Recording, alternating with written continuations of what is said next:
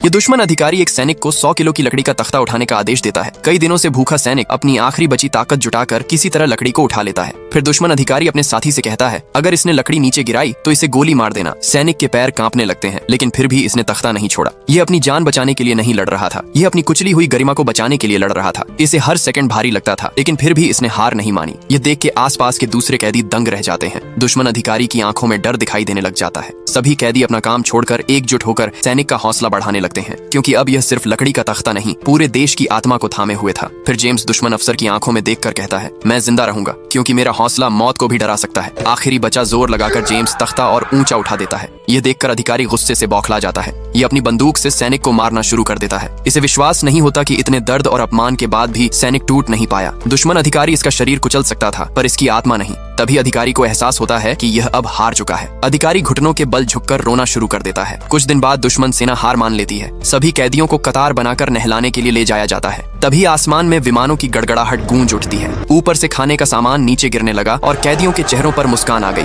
क्योंकि सब बच गए थे। घायल जेम्स धीरे धीरे सीढ़ियां चढ़कर दुश्मन अधिकारी के कमरे की ओर गया। यह देखना चाहता था कि अब उस बेरहम अधिकारी का क्या हुआ, लेकिन अधिकारी जेम्स का सामना नहीं कर पाया और शर्म से भाग गया। आखिरकार जेम्स घर लौट आया। इसने घुटनों के बल झुककर जमीन को चूमा, अपने परिवार को कसकर गले लगाया और फूट फूट कर रो पड़ा।